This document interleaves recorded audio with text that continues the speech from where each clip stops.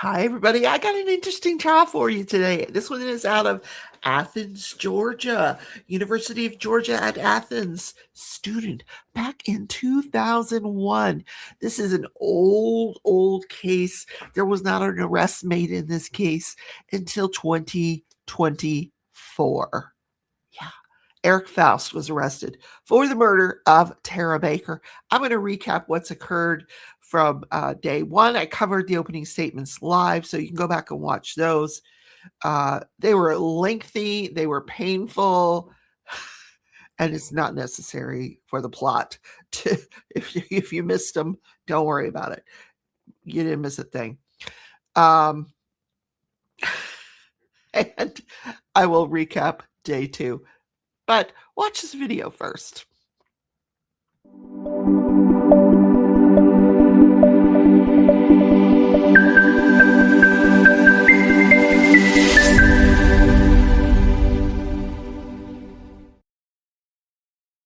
Hi, everybody. Good morning. Welcome back to the channel where I recap live trials. And I try to actually go live as much as I can, but a lot of this information that is occurring during the regular parts of the trial, the introduction of the evidence, is very mundane and boring. And in this particular case, there are a lot of sidebars, there's a huge, what I'm going to say is a communication issue between the defense attorney and the judge. They don't seem to be speaking the same language. This is what I'm gathering. Anyway, Tara Baker, she was a University of Georgia Athens student, law school student, first year. Go girl. She graduated cum laude or whatever, one of those things that you graduate from with her undergraduate degree in political science and paralegal studies, dual degree, did it in 3 years. Now she's going to law school. And we're going to hear on day two, one of her law school friends, her best law school friend, took the stand. Anyway, Edrick Faust, Tara's murdered in 2001. She's murdered in her home, found dead. And this arrest is not made until 2024. So I'm like, what is going on here? This guy apparently does not seem to have any relationship with Tara Baker. Like, we don't, like, stranger to Tara Baker. At least that's what I gather from these lengthy opening statements. Now, the prosecution statement was like a normal length. And I thought he went a little bit long, but it was okay. But then the defense attorney got up there during his opening and just, it's like, I'm not going to go through all the evidence. Well, he was going through all the evidence. Peace. To the point where at one point he's saying to the jury, y'all need a break? And the judge is like, whoa. I'm the one that does that. It's my job. Anyway, she had an apartment in Athens, Georgia, January 19th, 2001. That apartment catches on fire, and the fire department responds to this structure fire, and that is how her body is discovered. Anyway, fast forward 2024, there's a DNA match, and we're going to get into the DNA in this one. We're going to get to dive into that true allele that we went through with the Lake and Riley story that occurred in the last few years, where we're looking at true allele. And true allele is like the latest, greatest thing in DNA, and to the point where it's still being challenged in court. And in fact, that Lake and Riley case, the defendant is asking for a new trial based on the what he is describing as a misunderstanding in this true allele science, this DNA science. If that's true, that needs to be brought into this case as well. And I think we're going to see it. So this guy's charged with one count of malice murder. Counts 2 through 5 are felony murder. Count 6 is burglary. Count 7 is aggravated sodomy. Count 8 is rape. Count 9 is aggravated assault. Count 10 is aggravated sodomy. Arson and possession of a knife because she was stabbed. So what I gleaned from the defense's opening statement is that he is trying to point the finger at a lot of other statements made by witnesses that implicate Tara Baker having sexual activity with other men. Now, you can't do that. In a sexual assault case, there is what's called a Rule 12. You cannot talk about the victim's sexual activity. It has no relevance in a rape case. It's not relevant. Unless you move the court, you file a written motion with the court saying that you intend to talk about whatever it is that has to do with her sex life. And then the judge will rule on it. Well, this defense attorney hasn't done that, but he wanted to get up there during opening statements and go, well, so-and-so said this, she heard this from this person, and you're not going to hear that come into the trial.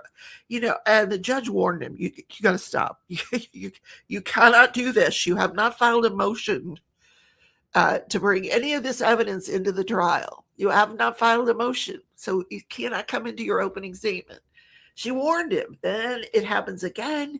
She sanctions him. You have to write a check for $1,000. It has to be in the treasury by 9 a.m. tomorrow morning. Okay. Pizza for everybody. He's in trouble. And now he's walking this very fine line. So on day 2, he actually has this debate with the judge. He's like, I feel like I'm walking on eggshells. I don't know what you're gonna get mad at me for next. And I want to ask the same question he's asking, but if I ask it, you'll get mad at me, but you don't get mad at him. And I'm like, oh my God, this is gonna go on forever. And you can see the judge's frustration with this. Hey, before we get too deep into this, if you wouldn't mind hitting that thumbs up button, I would really, really appreciate it. Helps the algorithm. We gotta nurture that YouTube algorithm. Also, subscribe to the channel. All right, so here are some things the defense asked the jury to think about. There is no point of entry into this home that they can find. No one sees anything. It's said to have occurred in broad daylight, middle of the morning. When was this DNA deposited that implicates Edrick Faust? Nobody knows. And because DNA can stay in the body, semen, DNA can stay in the body for a while, And how does the presence of DNA prove that he killed her? Exactly. So this is one of those really weird cases. All right. So day 1, after all the dust settles from the opening statements, they were lengthy. I mean, this defense attorney, at one point, I'm like, I got to go to the bathroom. I know this jury's got to go to the bathroom. And within 5 minutes, the judge was like, jury's got to go to the bathroom. Yeah. Judges don't like to break up opening statements, but this guy's opening statement was so long, and I was so lost. I couldn't repeat anything he said after the first 30 minutes because I don't have a clue what any of it meant, what the context was. It just none of it was registered. It was just going in one ear, out the other. So fortunately, he wrapped it up, and we're now into the case. So the first witness to take the stand was the responding firefighter. Now, a lot of these guys are retired now. We're talking about 2001. 25 years ago. So this is, we got these old guys taking this stand. And I'm like, are you single? No, I'm just kidding. So this guy takes a stand, and he was responding to a structure fire. When he gets to this, it's in an apartment, and the fire is back on inside of the back left of the home. So he was saying that their job as firefighters is to, contain the fire, limit it to an area. So they go to the front door, which is clearly not on fire, to make entry, and it's deadbolt locked.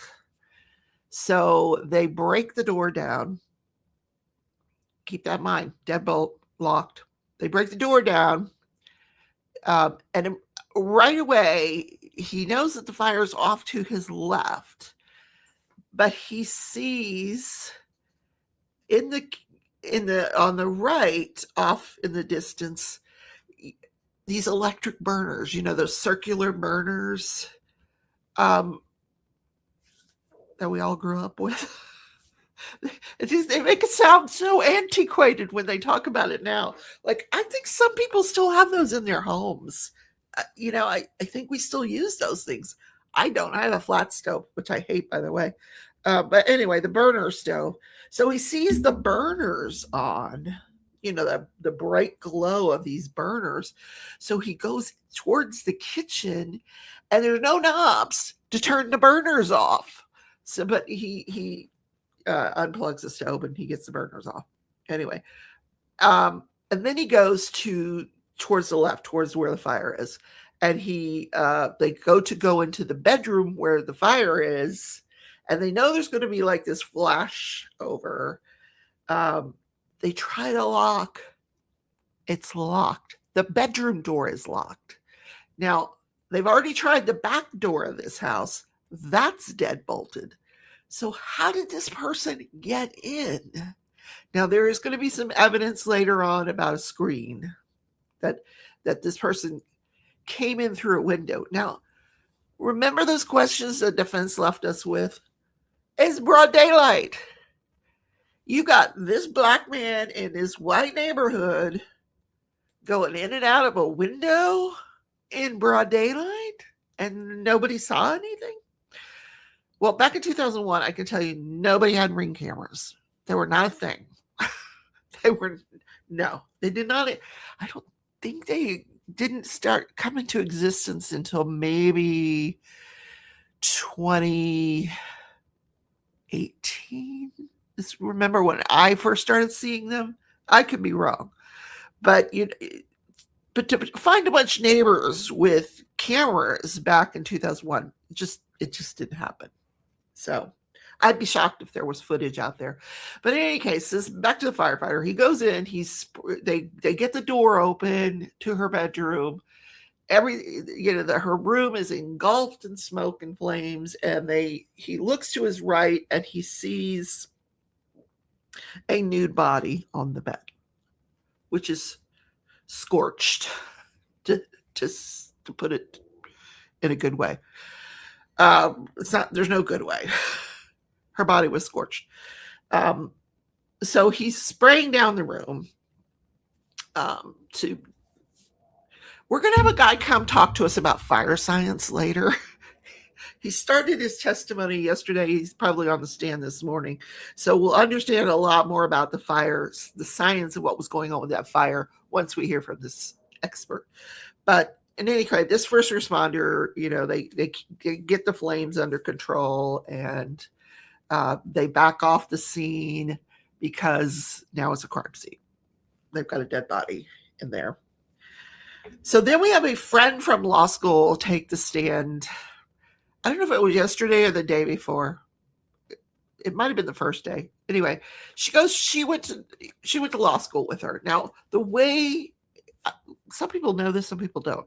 When I went to law school, it was this way. And I never knew if it was every law school that did this. I thought it was just my law school, because I didn't research a bunch of law schools. I applied to one law school. And I said, if I get in, I'll just go part-time. Well, I got in to this one law school, and they have a part-time program. So I went full-time. But anyway, that's an aside. The way you go through law school is you go through your first year with the same people. They call them sections. They have 3 or 4 sections of first year students, and all of you, everybody in your section, you're taking all of the same first year classes with the same people. The first year is all the same people. And this woman explained on the stand, these are friendships that you develop for life. You study with them, you become best friends with them, you marry them, they're friends for your entire life. And she and Tara were becoming fast friends. And they had just finished their first semester, and they were starting to study for second semester, and apparently Tara had not done as well as she wanted to do during the first semester, and was, tackling this with renewed effort, and had decided she was going to treat this like a job. And from this time to this time, she would be studying, and till 10 o'clock every night, she was going to be in that law library studying. I hated the law library. I spent very little time in a law library. Just not necessary. Everything's online now. You don't need a law library. Anyway, it's a nice place to go to study. I was married, so I went home to the kids. But in any case, she said that night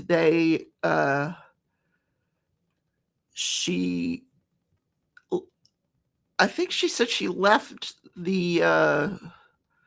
before Tara did. She left early, and then Tara left later on. But it's the last time she saw her in the law library. And she was supposed to show up for their property class the next morning. She doesn't show up for class, and she never sees her again. So sad. Any case, then we get the medical examiner yesterday who takes the stand. Now, this medical examiner was on the stand for quite a while, describing all the, they always start out with describing their education, their background, seminars that they've given, to just boost them up to the jury that they know what they're talking about when it comes to, looking at dead bodies. So, and they showed him a bunch of gruesome pictures of this charred woman's body. He said she had a lot of head and neck bruising, because he'll first talk about how he does his external examination, then how he does the internal examination, and then all the extras that go with it, toxicology and things like that. So she had a lot of head and neck bruising, which led him to the belief that she had suffered blunt trauma. Some kind of blunt trauma. Could be from a punch, a kick, a bat, some kind of object hitting the head and the neck. Also the right lower front of the neck. So he described that she had this ligature mark that went all the way around her neck.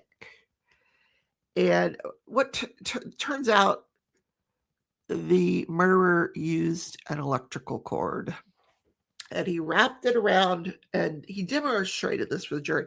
He wrapped it around the neck, and then, like, right where he says that right lower front neck where the bruise is,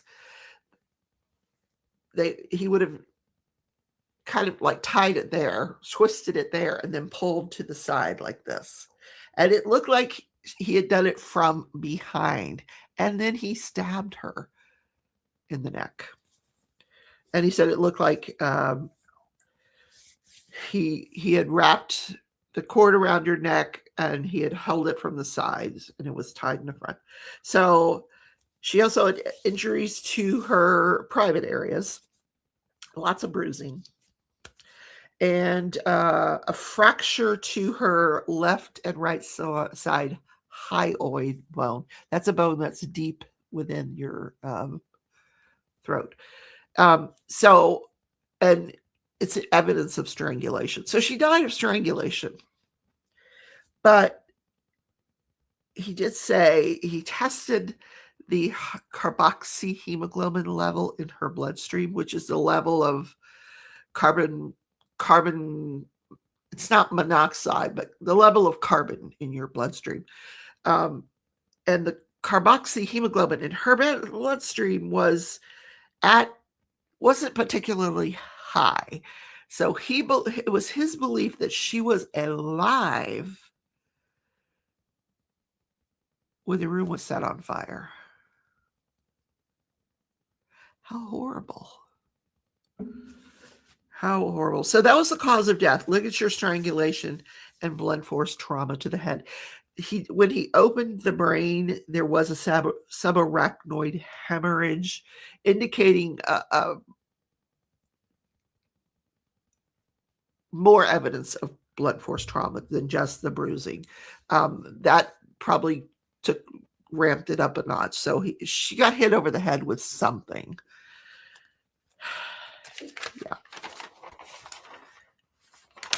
So then we get a crime scene investigator on the stand, and he takes us, prosecution walks him through all of the photos that he took, that whole thing.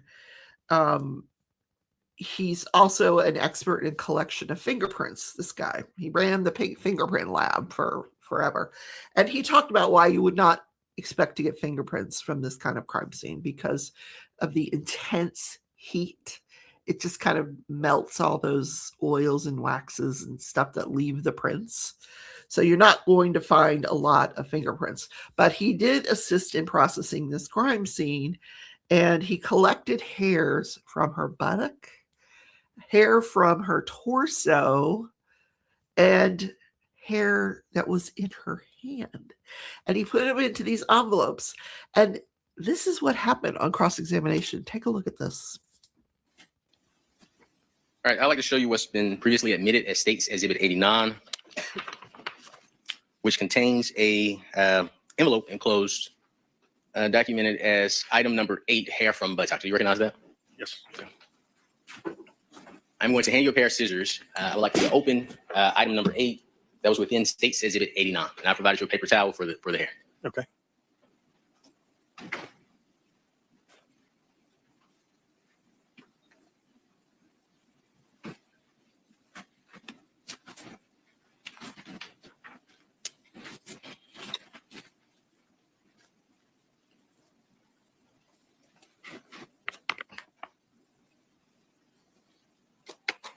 There is no hair in it. Can you repeat that? There is no hair inside it. Thank you. I'm going to place this back in the envelope where I cut it open.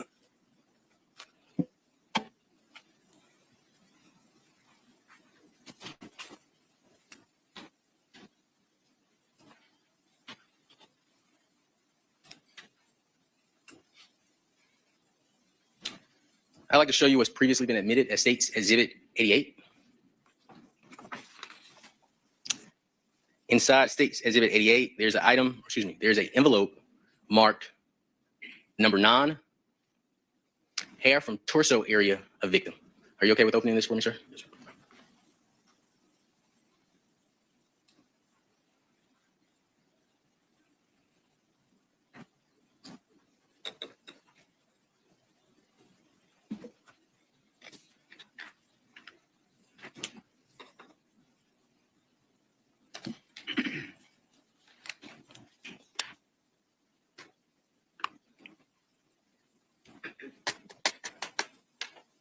There's no hair inside here. Can you repeat that for the jury? There's no hair inside here.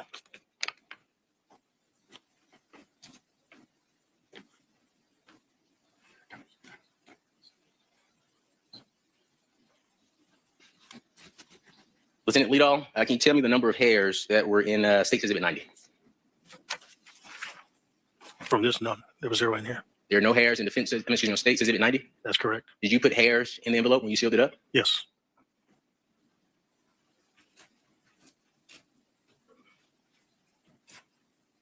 Your Honor, I would like to mark as Defense Exhibit 17 the empty envelope that would have contained the hair from the left hand of Mr. Tara Baker?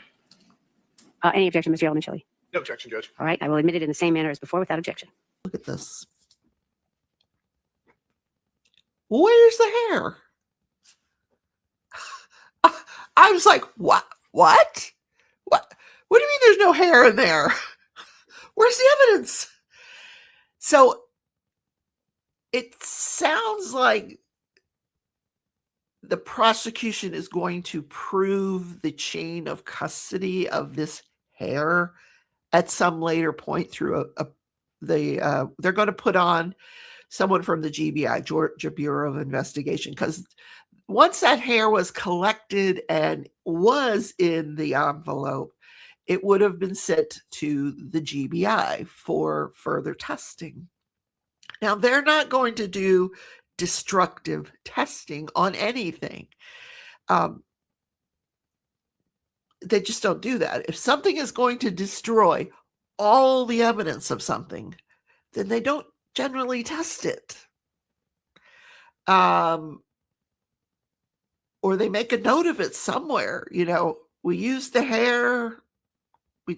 And when there's a chain of custody, when they opened that envelope, the GBI, there should have been some kind of indication of a date and time that it was opened, and a date and time that you destroyed the evidence, or a date and time that you put the evidence somewhere else, or, where's the evidence? We put it, we made a block of DNA out of it, and it's in a refrigerator somewhere. So this is what I expect will be coming later on. And the juror is going to be waiting for that. Jury wants to hear, they're all sitting on the edge of their seats going, where's the hair? Where's the evidence? Where's the evidence? And then the other thing that the defense brought out, which I thought was really, really interesting, is that Tara Baker shared this home with two other women. They each had their own room. The other two women's rooms were not disturbed. The drawers were intact. Nothing untoward in their bedrooms. In the common areas of the house, nothing out of place, nothing untoward. So now you've got both doors deadbolted. She's deadbolted her bedroom door. So the entire crime is taking place in her bed. And she doesn't know this guy? So he came through a window, which, by the way, this guy said there were no evidence of fingerprints on these windows. And there might not have been because of the intense heat of the fire. So we really didn't expect that, but he checked. There was a kitchen window that was disturbed, a screen. So we're supposed to think that he came into the window, this total stranger, during the daylight hours, came through a window. And Tara is the only person he touched. Well, maybe the others weren't home. Okay. It had to be, because the defense is arguing that it happened very early, like 8:30 in the morning. So had he been stalking her? Did he just go into her room and start committing this crime? I don't know. And yeah, I just, the defense also insinuated that there, somewhere along the way, oral swabs that were taken have now been labeled as vaginal swabs. I don't know what to make of that. I don't know where we're going with that, but yeah, stay tuned for that. Anyway, so the last person on the stand was Brian Grove, this alcohol, tobacco, and firearms officer, who is a firefighter investigator, and he's going to talk to us about the science of fire. So he was qualified as an expert in fire protection engineering. And he started to talk about this triad of really interesting stuff. What it takes to make a fire. You've got the triangle. Think of the triangle. You've got the fuel, you've got the air, the oxygen, and you've got the heat. And there has to be a sort of a balance of the three. And if there's a deficit of one of those, then you've got a fire that's limited. It could be oxygen limited. It could be fuel. Like he said, if you go outside and start a little campfire, that is a fuel limited fire. It's going to be limited by how much wood you put in there. If you put that campfire into the house, it is no longer limited. The fuel is all around it. So I expect he's going to start that whole production over. He's got a whole PowerPoint that goes with it, and we're going to see all of that. Or when I go watch it, we'll see. I think it's probably going on right now. In any case, we're going to learn all about fire today. All right, guys, have a wonderful day, and I hope to see you in the next video. Please don't forget, thumbs up, subscribe, forward this to someone, share it. If you think someone would enjoy crafting and crime, there's a QR code for my store where I sell diamond paintings like the ones you see on the wall. Have a great day, everybody. Take care.